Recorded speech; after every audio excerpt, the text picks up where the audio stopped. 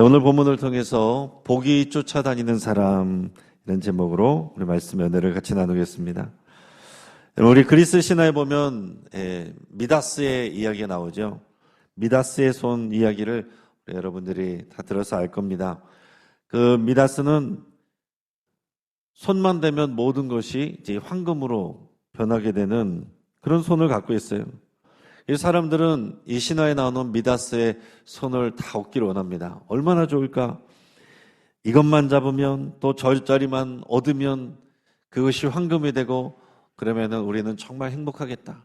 여러분, 우리들이 생각하는 행복은 이런 것입니다. 세상 사람들이 생각하는 행복은 이런 거예요.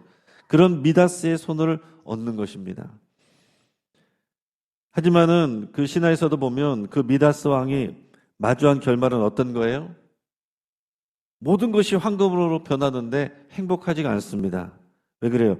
밥을 먹으려고 해도 밥이 황금으로 변해버립니다. 황금은 됐는데 먹을 수가 없어요. 사랑하는 딸을 안아주려고 했는데 딸이 황금으로 동상으로 변해버렸습니다. 사랑하는 딸을 잃어버린 거예요. 황금은 남았는데 딸을 잃어버렸습니다. 이 물질과 성공이라는 복을 악착같이 쫓아다녔지만은 결국은 가장 소중한 관계를 잃어버리고 또 굶어 죽기 직전에 비참한 상태가 되었다라는 것이 이 미다스 손의 이야기입니다. 우리 과연 우리 모든 것이 황금을 얻으면 행복한 것인가? 아니라는 거죠. 영국 대문호 셰익스피어는 그의 작품 중에서 참된 행복에 대해서 이렇게 얘기를 한 적이 있습니다. 아무리 뛰어난 왕이라도 방구석에 비치는 따스한 햇살을 자기 마음대로 붙잡아 둘 수는 없다.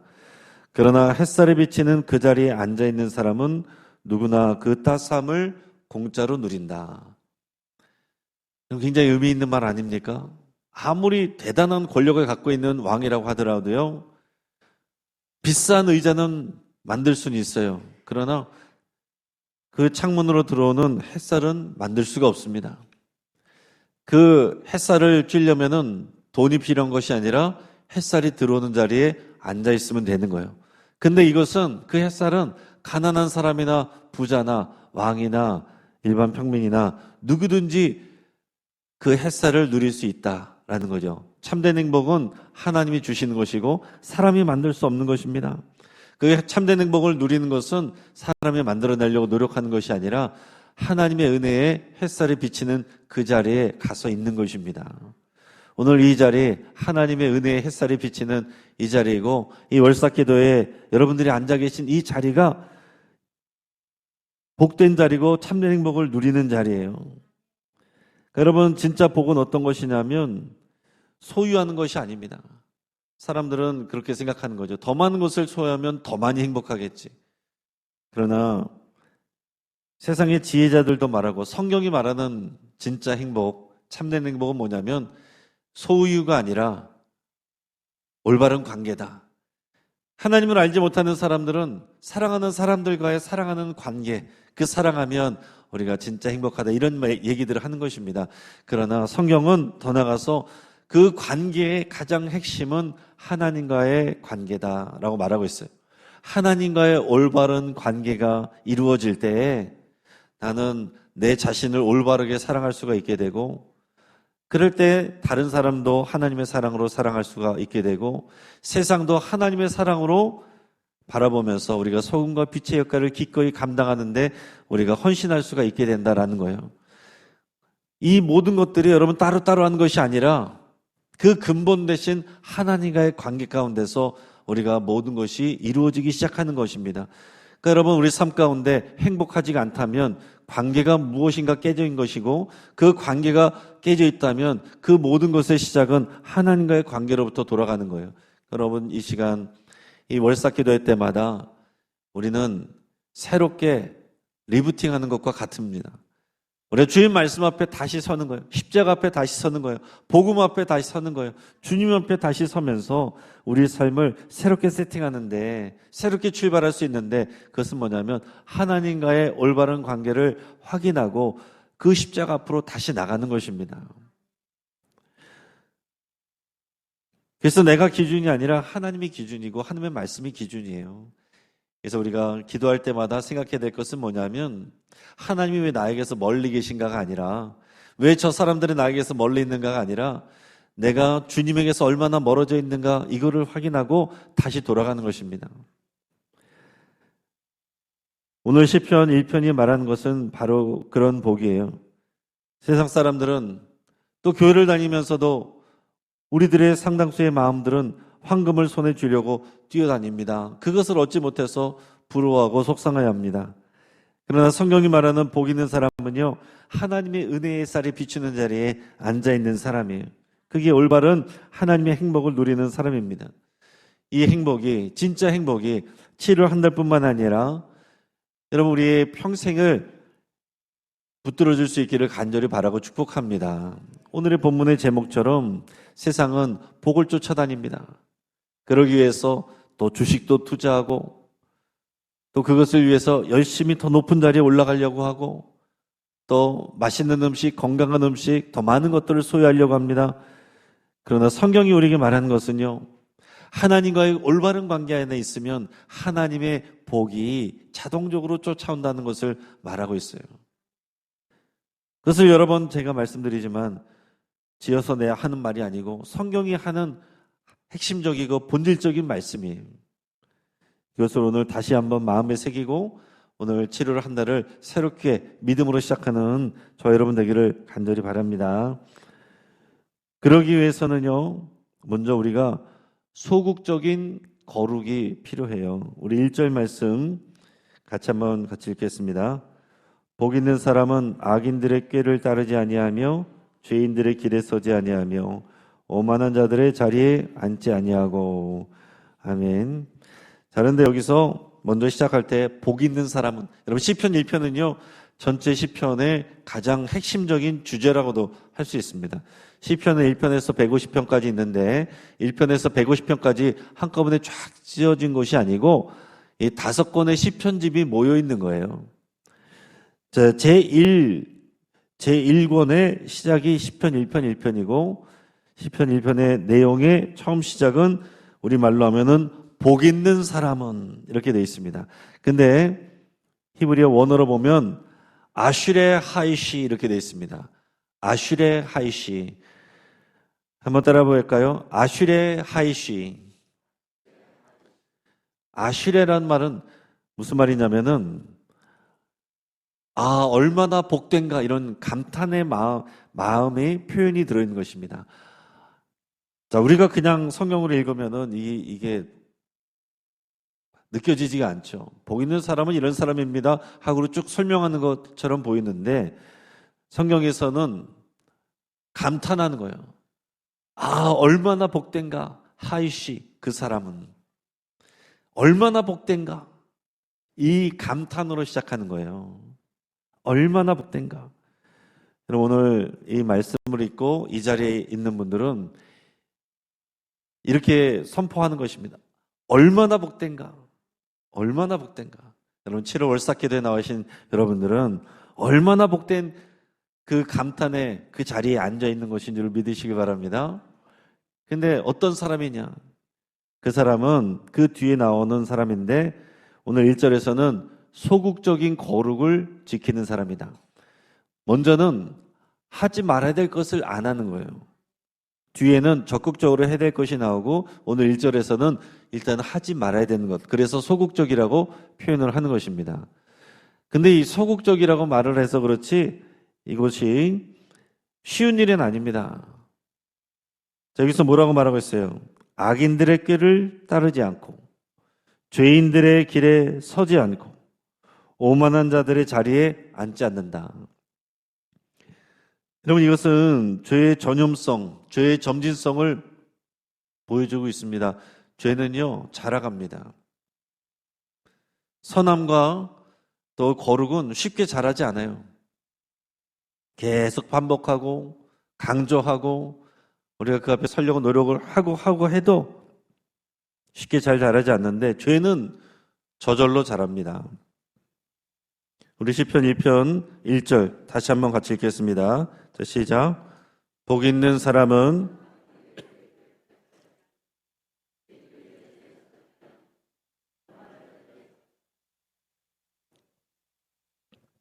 자, 처음에는 뭐예요? 세상의 생각과 꾀를 처음에는 따라가는 거예요.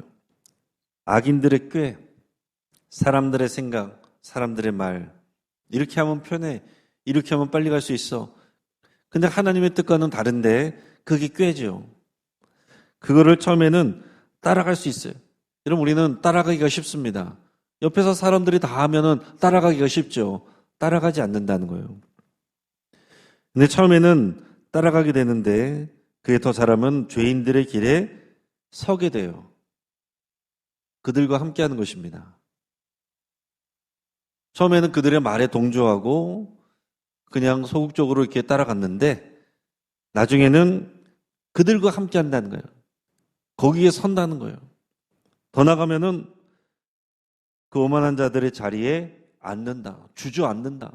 그게 내 삶이 되는 거예요. 내 삶의 가치관이 되고 삶의 방식이 되는 거예요. 처음에는 남의 꾀였어요. 남들이 그렇다니까 한번 해볼까? 따라가 볼까? 그러다가 보니까 어느 순간 나도 그걸 하고 있어요. 나중에는 그게 내 거가 돼요. 죄는 그렇게 됩니다. 처음에는 작게 시작한 죄라고 할지라도 점점 죄는 커져요. 여러분, 우리가 주일 예배에 한 번 빠지면은 마음이 무겁습니다. 근데 두 번 빠지고 세 번 빠지면 점점점 편해져요. 근데 더 빠지면 나중에 교회 가는 게 힘들어져요. 가볍게 예를 들어도 그런 것입니다. 거짓말도 한 번 할 때는 굉장히 어려운데 두 번, 세 번 하다 보면 익숙해지고 나중에는 자동으로 거짓말이 나옵니다. 어떤 죄든지 여러분 다 잘하게 돼 있어요. 죄는 강력한 점진성 또 전염성을 갖고 있습니다. 나뿐만 아니라 다른 사람들을 또 물들여요. 같이 하게 만듭니다. 그래서 우리가 소극적 거룩이란 것은 거기에 참여하지 않는 거예요. 근데 가장 쉬운 것은 언제겠습니까? 처음 시작할 때부터 하지 않는 겁니다. 아, 이거 해보자. 아, 이거 남들도 다 그렇게 그때 안 하는 게 가장 쉬운 거죠. 익숙해져서 내가 하고 있는 것을 안 하는 것은 점점 더 어려워지는 것입니다. 자, 어떤 사람이 이 사람은 복이 있다 말하고 있습니까? 그 죄의 길을 거부하는 것. 그러니까 여러분, 죄와 우리의 행복이 연결이 돼 있다는 거예요. 그리고 또 중요한 것은 뭐냐면 행복은 우리가 가장 항상 오해하는 것은 뭐냐면 감정으로 생각합니다. 자, 여러분 행복하십니까? 물어보면 여러분들의 감정을 대답해요. 우리는 감정을 대답합니다. 당연히 그게 자연스럽죠. 요즘 행복하지 않아요. 하는 일들이 잘 되지 않아요. 나를 힘들게 하는 사람이 있어서 행복하지 않아요. 요즘 건강이 안 좋아져서 행복하지 않아요. 내 기분이 안 좋으면 내가 행복하지 않다고 말하는 거예요. 그러나 성경은 상태를 말하는 것입니다. 상태. 더 정확하게 말하면 관계를 말하는 거예요. 하나님과의 올바른 관계에 있는 그 상태냐? 그러면 내가 지금 기분이 안 좋아도 복 있는 사람인 거예요. 근데 내가 많은 것을 갖고 있어요. 건강해요. 하는 일들이 잘 되고 있어요.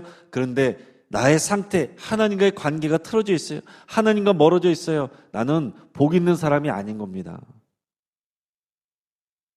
그러니까 우리가 바라볼 때의 평가와 이 성경이 바라보는 평가는 전혀 다르다는 거예요. 복이 쫓아오는 인생은 어떤 거겠습니까? 이 세상의 흐름을 거스르는 그 결단과 용기에서 시작이 되는 거예요. 남들은 다 아는데, 그러나 나는 주님을 믿는 사람이기 때문에, 나는 예수님의 제자이기 때문에 나는 그렇게 할 수 없다. 괜찮아, 남들도 다 그렇게. 왜 너만 그렇게 특별하게 그래? 너 광신자야? 그 말을 들을 수 있는, 그러면서도 감당할 수 있는 용기, 여기에서 시작된다라는 거예요. 그래서 여러분, 오늘 우리가 이렇게 기도할 수 있게 바랍니다. 하나님, 이번 7월 한 달 동안, 그리고 우리 평생에 내 눈과 귀를 세상의 악한 꾀로부터 지키게 하옵소서. 지키는 거예요. 처음에는 이 소극적 우리의 노력은 지키는 것입니다. 세상의 자리에 주저하지 않고 거룩한 하나님의 자녀로 그 자리를 지키는 거예요. 하나님의 은혜의 햇살이 들어오는 그 자리로 나가는 것입니다. 그래서 오늘 이 자리에 나오신 여러분들을 주의 이름으로 축복합니다. 근데 거기서는 끝나면 안 돼요. 그 다음에는 적극적인 순종과 연합의 시간이 있어야 됩니다. 2절 말씀을 같이 한번 읽겠습니다. 오직 여호와의 율법을 즐거워하여 그의 율법을 주야로 묵상하는도다. 아멘. 자, 세상의 자리를 거절했어요. 거기서 끝나면 안 되고 여호와의 율법을 주야로 묵상하는 자로다. 주야로 묵상한다. 예전에도 여러 번 말씀드렸지만은 우리가 묵상하는 것은 명상이 아닙니다. 명상은 우리 세상이 말하는 그런 다른 종교의 명상은요, 우리 머릿속을 비우는 거잖아요. 그러나 묵상은 하나님의 말씀으로 곱씹어서 채우는 것입니다. 각인시키는 거예요. 묵상이라는 말은 히브리어로 하가라는 말인데요. 이거는 원어적으로 보면은 사자가 먹이를 앞에 두고서 으르렁 이런 거를 이제 하가라고 한다는 거예요. 그러니까 으렁거리는 읊조리는 소리. 그러니까 묵상한다는 것은 하나님의 말씀을 주야로 계속 으르렁거리듯이 소리를 내서 묵상하는 것입니다. 그러니까 여러분 일주일에 한번 나와서 몇 분의 설교를 듣고 끝나고 나면 기억도 못하면서 어떻게 세상을 이겨나갈 수가 있겠어요? 그래서 그 말씀의 핵심 구절을 우리가 매일 새벽마다 모임마다 주야로 하루 종일 우리가 같이 하는 거는 여러분들이 알아서 하실 일이고 우리가 그래서 3번만이라도 우리가 하는 거잖아요. 오늘의 말씀, 우리 한 주간 묵상 말씀으로 하는 겁니다. 계속 반복하는 거예요.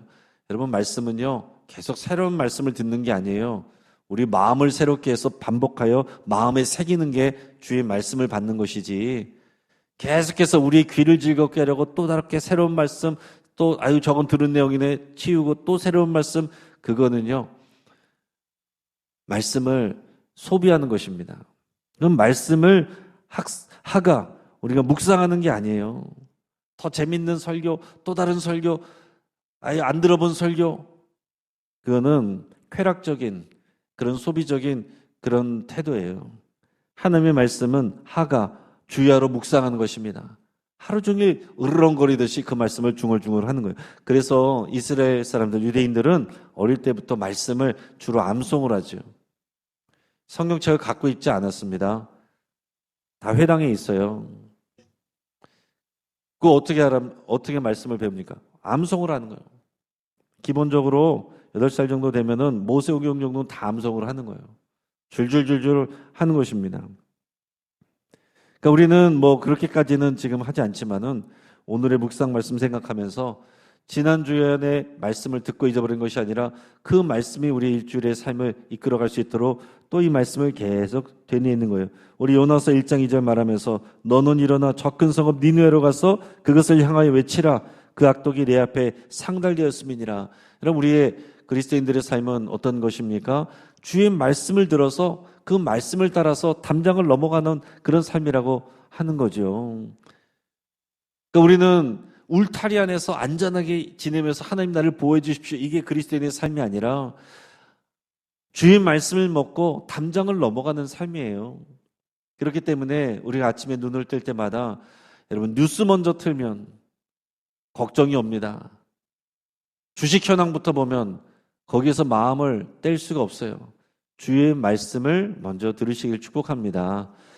다른 것에 귀를 닫으시고 주의 말씀에 귀를 여시길 축복합니다. 이것이 매일 그렇게 하는 사람과 한 달에 한 번 하는 사람과 일주일에 한 번 하는 사람과 또 20분, 10분 하는 사람과 몇 시간씩 하는 사람과 어떻게 같겠습니까? 신천지이다는 여러분 기본적으로 교회 등록해서 들어가기 전까지 기본 6개월을 교육을 받는데 일주일에 기본적으로 3번, 한 번에 모일 때마다 여러분 4시간씩 그렇게 왜곡된 말씀을 주입을 받습니다. 그러니까 이단에 다니는 사람들하고 말이 되지가 않는 거예요. 이길 수가 없는 것입니다. 그래서 가까이 하지 말라는 거예요. 이길 수가 없으니까. 그렇게 훈련 받으려고 하는 여러분, 건강한 교인이 많지가 않잖아요. 일주일에 한 번 하고 한 학기만 하는 것도 힘들어하는데, 그러나 우리 매일매일 더 중요한 것은 말씀을 계속 여러분 마음에 새기는 것이라고 성경이 말씀하고 있습니다. 그런 사람이, 바로 그 사람이 얼마나 복된 사람인가, 복된 상태에 있는가, 그렇게 성경이 말씀을 하고 있는 것입니다. 세상의 말, 사람들의 말, 그런 거 자꾸 들으면요, 우리 안에 불평이 올라와요. 염려가 올라옵니다. 주의 말씀을 들으면, 말씀을 세워놓으면, 말씀으로 채우면 여러분 믿음이 올라오고 감사가 올라오고 소망이 올라옵니다. 여러분, 지금 여러분들의 입술과 생각에 뭐가 올라오는지 점검을 해보시고 여러분들의 심령에 뭐가 채워져 있는지 생각해 보시기 바랍니다. 세상 사람들의 말, 또 내 주변 사람들의 말, 그런 것들로 채워져 있으면 선한 것이 올라오지 않아요.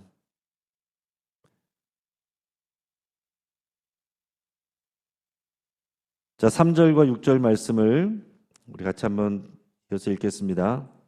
그는 시냇가에 심은 나무가 철을 따라 열매를 맺으며 그 잎사귀가 마르지 아니함 같으니 그가 하는 모든 일이 다 형통하리로다.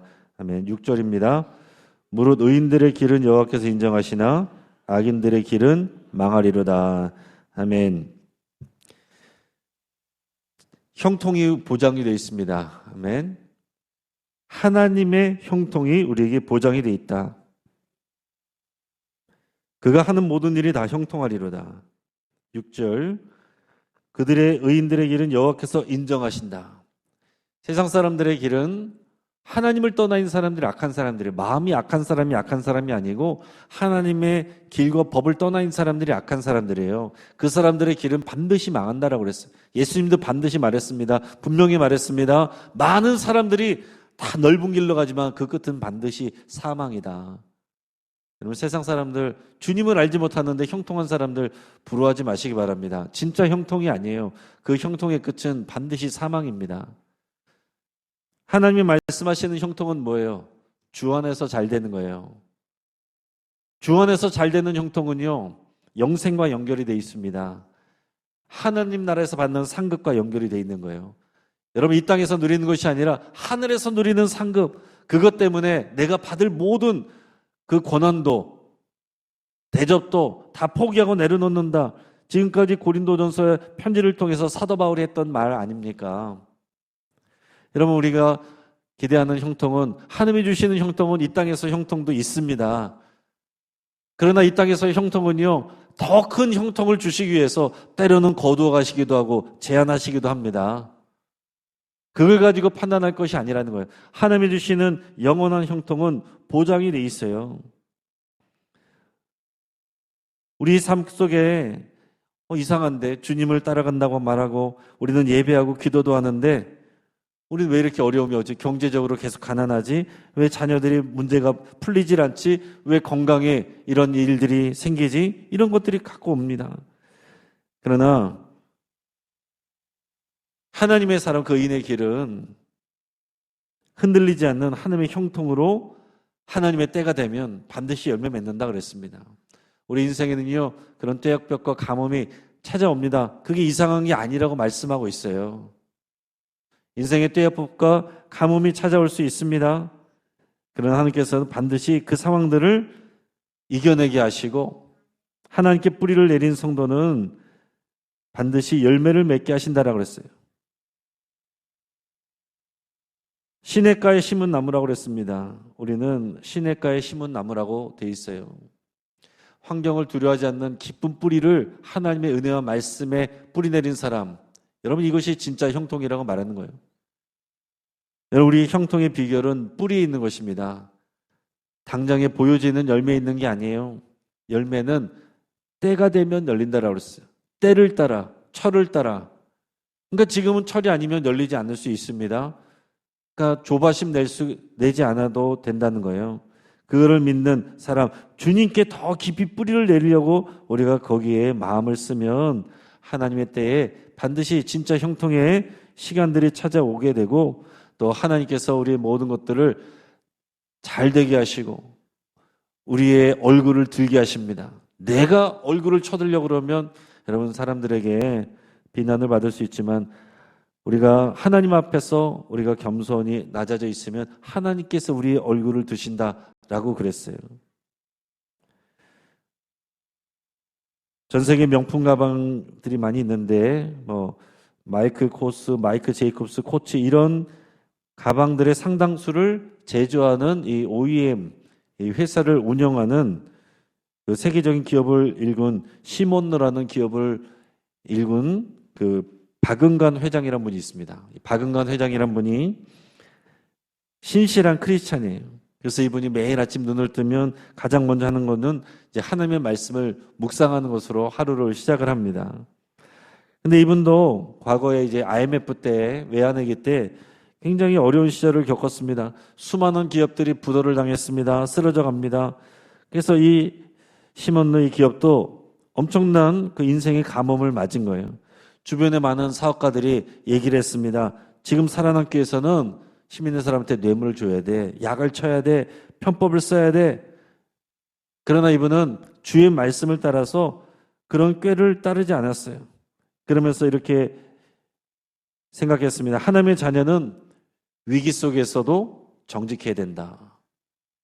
위기 속에서 더 정직해야 되는 것이 하나님의 자녀고 그리스도인이죠. 위기가 올 때 그것을 편법을 쓴다, 따라간다. 그건 믿음이 아니죠. 위기 속에서 정직한 그 선택을 하는 것이 진짜 하나님의 자녀이고 주님의 제자입니다. 그 자리를 지킨 거예요. 그런 일들을 하지 않았습니다. 바이어들에게 정직하게 오히려 회사의 어려운 상황들을 설명하고 실력으로 승부를 하려고 그랬어요. 시간이 지났습니다.